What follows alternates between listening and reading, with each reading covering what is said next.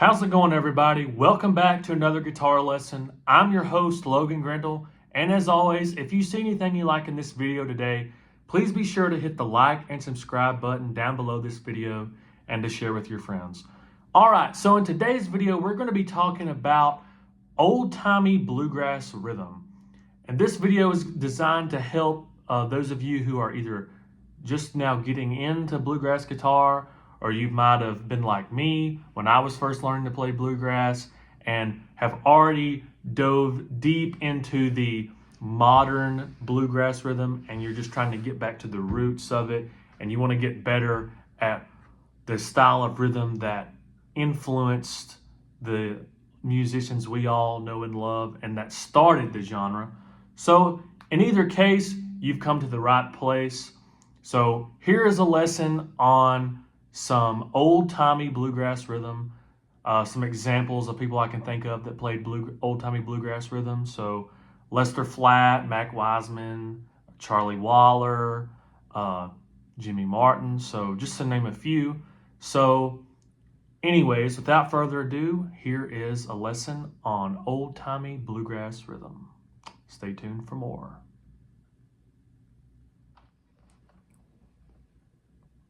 All right, so here we are on an up-close breakdown of this old-timey bluegrass rhythm.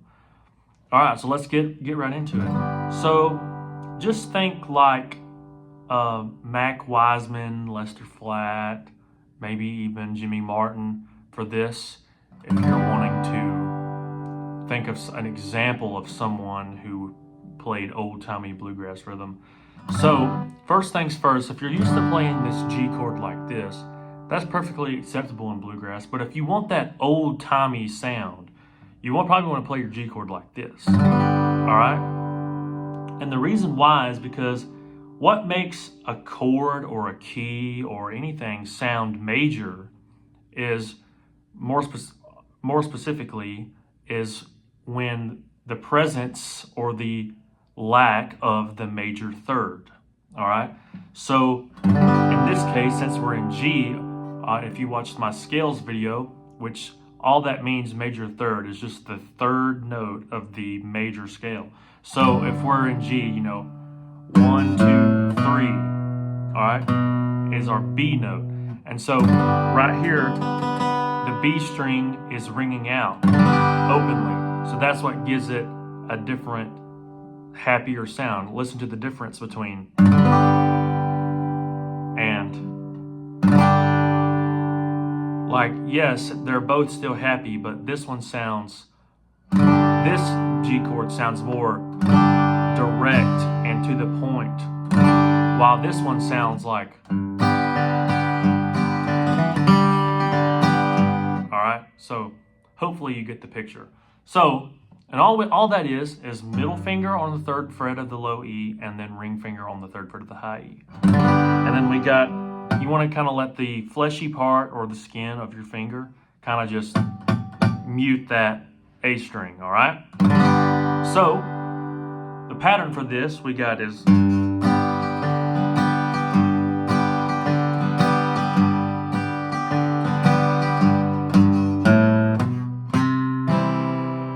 right? And so what that is it's alternating between the low G and this open D string. And that is what the bass would play. All right, so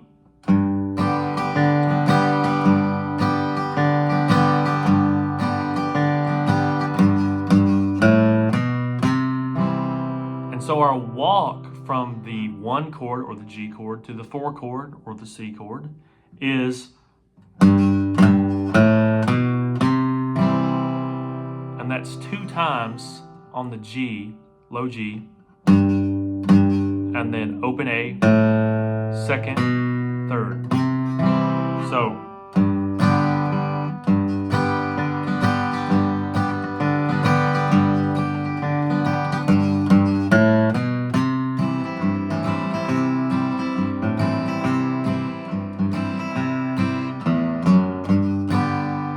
all right, and so the pattern on the C chord is,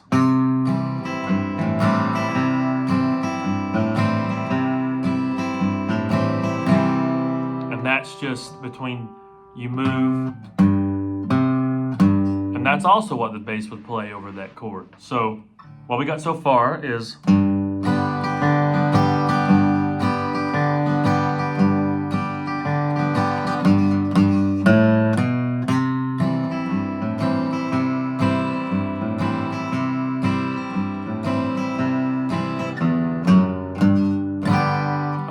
when we walk back to the G chord, it's just open, second, third. All right? So moving on. So then, back to the G.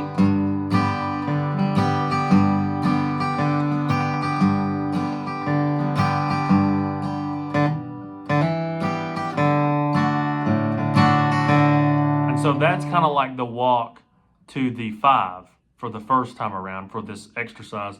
Again, this isn't really a song, it's just an exercise of how to practice this style, all right? So going to the 5, I got 2 different walks in this from 1 to 5. So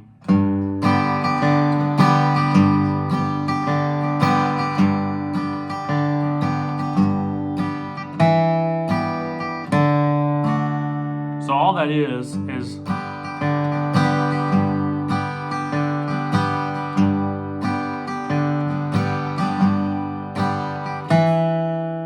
you still hit the D string, except now you have the 2nd fret.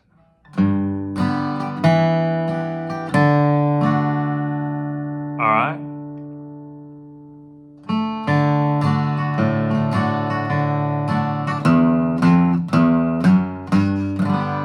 And then when you go back to the 1, you can still do that open to 3rd, all right? So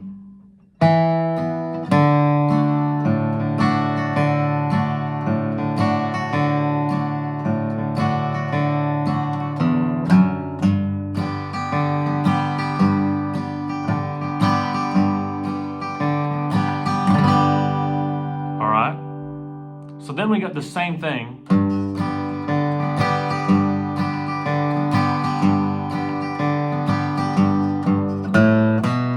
That's the same. And so is this.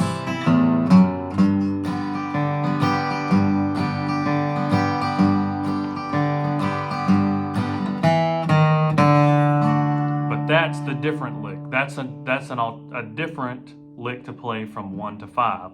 So, and that's just chromatically walking down. And then you got the open D.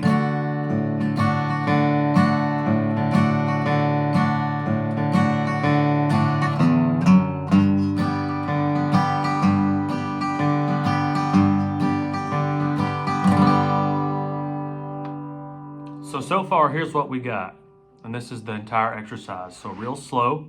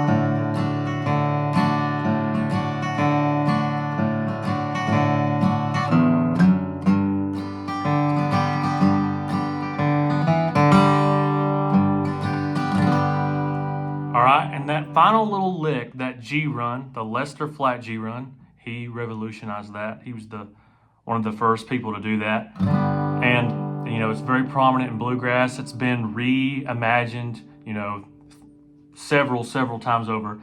And all that is you're just going to go 2nd fret and go, and then just open. can either do that, or you can pull it off. So here it is in context.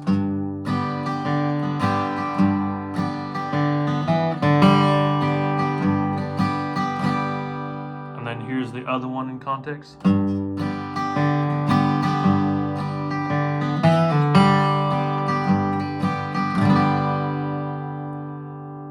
Alright, I hope that helps you get better at your old-timey bluegrass rhythm.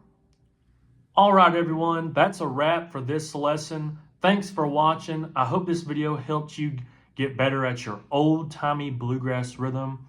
As always, if you see anything you like in this video, please be sure to hit the like and subscribe button and to share with your friends. Alright, so that's all I got for you today. I'll catch you on the next lesson. Take it easy.